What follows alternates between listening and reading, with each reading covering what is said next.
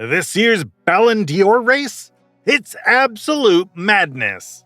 You've got Ousmane Dembélé, once labeled a €100 million flop, now winning everything. Champions League, Ligue 1, Coupe de France, with 35 goals and 15 assists, plus Player of the Season in Europe. Then there's Lamine Yamal, just 17 years old, already delivering 21 goals and 26 assists, winning a domestic treble and tearing apart world-class defenses. He's not just hype, he's rewriting records. Meanwhile, Salah drops 60-plus goal contributions, leads Liverpool to a Premier League title, and still somehow flies under the radar because of one bad UCL night. And Mbappe, 45 goals, hat tricks against giants, but suddenly he's not the best player on his own team? The numbers are crazy, the stories are even crazier, and no one agrees on who deserves the crown. So let's break it down, because this year, the Ballon d'Or might go to someone no one saw coming. This year's Ballon d'Or is not just business as usual. With no World Cup or Euros to sway the votes, it all comes down to club performances. And 5 players have risen above the rest, not just with goals and assists, but with trophies, consistency, and impact when it mattered most. Let's take a look at who's really leading the race. Let's start with Ousmane Dembélé. For years, fans were waiting to see what Dembélé could really do without injuries holding him back. This season, he finally showed it. At PSG, he's been a game changer. He's finished the season with 35 goals and 15 assists across all competitions. And this wasn't just stat padding. These were important goals in big games on the biggest stage. PSG won Ligue 1, Coupe de France, Trophy de Champions, and most importantly, the Champions League, which they'd never won before. Dembélé played a huge role in that historic run. He scored in the knockout rounds against teams like Liverpool and Arsenal, and in the final, he delivered 2 crucial assists. He was named Champions League Player of the Season and also took home the Ligue 1 Player of the Year award. Even Kylian Mbappe, who's not easy to impress, said he deserves the Ballon d'Or. That kind of praise doesn't come lightly. Dembélé's not just scoring goals. He's making plays, driving attacks, and stepping up as a leader. If we're talking about the most complete season of any player in Europe, his name has to be near the top. Now, let's talk about Lamine Yamal. He's just 17 years old and already playing like a seasoned pro. For Barcelona, he was central to a season that ended with a domestic treble. La Liga, Copa del Rey, and Supercopa de España. Not many 17-year-olds even get minutes in a top club. Yamal didn't just play, he dominated. This season, he scored 21 goals and provided 26 assists. That is more goal contributions than many star forwards twice his age. He's already picked up several major awards: Golden Boy, La Liga Young Player of the Year, and UEFA U23 Player of the Year. In big matches, especially the Champions League semi-final against Inter, he didn't look nervous. He looked dangerous. Quick feet, smart passing, confident finishing. He's already becoming the player defenders fear. No one under 21 has ever won the Ballon d'Or in its nearly 70-year history. Yamal might just be the one to change that. He still has time, but based on this season, voters might not want to wait. We've looked at Dembélé and Yamal, one finally fulfilling his potential, the other rewriting football history before even turning 18.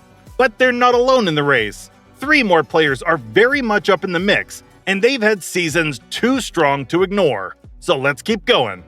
Next up, Vitinha. He's not flashy. You won't see him doing stepovers on highlight reels or going viral on TikTok. But ask any PSG fan or their coach, and they'll tell you Vitinha was the engine of the team this season. While Dembélé and Mbappe grabbed headlines, Vitinha quietly ran the midfield. He ended the season with 7 goals and 6 assists. But those numbers don't tell the full story. His control, passing, and calm under pressure helped PSG win everything. Ligue 1, the French Cup, the Trophy de Champions, and the Champions League. Even Portugal's head coach came out and said, no doubt he should be on the Ballon d'Or podium. That's a big statement, and honestly, not many are arguing against it. He even starred in the Nations League, helping Portugal take the trophy in June. This might be the year that hard work and consistency finally get recognized. Now to someone who's been a regular in the Ballon D'Or conversations for years, Mohamed Salah. The Egyptian king is back. After some speculation about his future, Salah signed a new deal with Liverpool and delivered one of his best ever seasons. He racked up 36 goals and 24 assists, leading Liverpool to the Premier League title in dominant fashion. Under new coach Arne Slot, Salah looked sharper, faster, and more confident than he has in a while. He was unstoppable in the league. But, and yes, here's where it gets tricky, his Ballon d'Or chances took a hit. Liverpool were knocked out in the Champions League round of 16, and Salah didn't shine in the Carabao Cup final, which they lost to Newcastle. So while his league form was top-notch, those European disappointments might cost him votes. Still, if he wins, he'd be the first African Ballon d'Or winner since George Weah in 1995. That alone would be historic. Finally, we come to Kylian Mbappe. He's already a global superstar, and this season he did what Mbappe does. 45 goals, 7 assists, and a golden boot in the Champions League. After moving to Real Madrid, he had some unforgettable moments, especially a hat trick against Manchester City that had people calling it his arrival in Spain. But things didn't go smoothly for Madrid. They lost the Champions League, the Copa del Rey, and even the La Liga title to Barcelona. So while Mbappe's individual stats are brilliant, the lack of team success might push him behind the others. Still, with his talent and popularity, he'll get votes, no doubt. The question is, did he do enough to win it this year? Now, while the top 5 have made the strongest claims, there's a second group, close contenders, or let's say the wild cards. These are players who had brilliant spells during the season, some with jaw-dropping numbers or major awards, but for one reason or another, they might just fall short.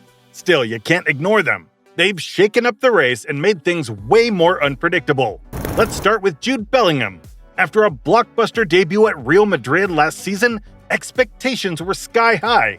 And while he didn't exactly flop in 2024-25, it wasn't quite the same magic as before. He scored 15 goals and provided 17 assists, which is still impressive, especially for a midfielder. But the truth is, with Mbappe arriving, Bellingham had to adjust his role. He wasn't always in the spotlight. Early in the season, his form dipped. He eventually settled into a new rhythm and started to influence games again, with that classic mix of work rate, strength, and skill. Still, the injury bug struck again. He's now scheduled for shoulder surgery this summer. That's likely the final nail in the coffin for his Ballon d'Or chances this year. After finishing third last time, Jude might have to wait a little longer to lift the big one. Now on to a man who's been chasing silverware for years, Harry Kane. The wait is finally over. After years of being one of the best strikers in the world with 0 trophies, Kane finally won the Bundesliga with Bayern Munich. And he didn't just show up, he dominated. 44 goals, 13 assists. That's elite-level output. And it's not just about goals. Kane has become more complete over the years. His passing, link-up play, even dropping deep when needed. He's been a leader at Bayern, and this title will feel like a major weight off his shoulders. That said, Bayern crashed out of the Champions League earlier than expected, and in this race, European success often tips the scales. He's definitely a top 10 name, maybe even top 6, but winning it might still be a stretch this year. Then there's Pedri. His numbers aren't jaw-dropping, 7 goals, 10 assists, but stats don't always tell the full story. Pedri was finally healthy this season, and for the first time in years, fans saw what he's really capable of. Under Hansi Flick, he became the creative brain of Barcelona's midfield. He helped Barca win a domestic treble, La Liga, Copa del Rey, and the Supercopa. That's no small feat. His performance in the Copa del Rey final had people calling him the best midfielder in the world. The only thing holding him back? No Champions League final. Barcelona made it to the semis, but that wasn't enough to give him that final boost. Still, with this kind of form, it's hard not to see a future Ballon d'Or winner in him. So those are the guys who came close. Maybe not this year, but with their current form and trajectories, they're knocking on the door. And one day, that door is going to swing wide open. Let's now take a step back and compare the top contenders across 3 key areas: team success, individual performance, and narrative power. Because winning the Ballon d'Or is rarely about just one of those things. It's the combination that creates a winner. First up, team success. If we're looking at trophies, Ousmane Dembélé and Vitinha are leading the pack. They helped PSG win pretty much everything: Ligue 1, the Coupe de France, the Trophée des Champions, and most importantly, the Champions League. That's a dream season in any year, and being at the heart of it makes their case even stronger. On the individual side, Kylian Mbappé stands tall. 45 goals, 7 assists, that's wild. He was the Champions League top scorer and even bagged a hat trick against Manchester City, which is no small thing. Mohamed Salah also had a brilliant season: 36 goals, 24 assists, and led Liverpool to the Premier League title. Then there's Lamine Yamal, just 17 and still putting up 21 goals, 26 assists in a treble-winning season for Barcelona. And then comes the storyline factor, which, like it or not, matters in voting. Yamal is the wonder kid, a once-in-a-generation teenager doing things players twice his age can't. Dembélé is the comeback story, from being written off at Barca to winning it all at PSG and becoming a leader. These narratives play a big role in capturing the imagination of fans, and sometimes even the voters. So when you stack it all up, trophies, numbers, and buzz, the race tightened, and it's not just about who's best on paper anymore. Alright, so it's time to lock in a prediction, and trust me, this wasn't easy. At number 1, I'm going with Ousmane Dembélé. He's had the most complete season. Champions League winner, Ligue 1 champion, player of the year in both competitions, and massive influence in key games. He's finally delivering on all the potential we saw years ago. Second, Lamine Yamal. He's just 17 and already outshining senior players. A domestic treble, over 40 goal contributions, and some incredible Champions League moments. If he keeps this up, he could break records, and maybe even snatch the Ballon d'Or before turning 18. Wild, right? Third, Vitinha. He might not be a flashy name, but he was the engine behind PSG's historic season. Treble winner, Nations League champion, and consistently excellent all year. Sometimes it's the quiet performers who get the job done. Now, I want to hear from you. Who's your top 3 for the Ballon d'Or 2025? Drop your picks in the comments. Do you agree with mine, or do you see someone else taking the crown? And if you enjoyed this breakdown, don't forget to hit that like button and subscribe for more deep dives like this. We've got more football content coming your way, and trust me, you won't want to miss it.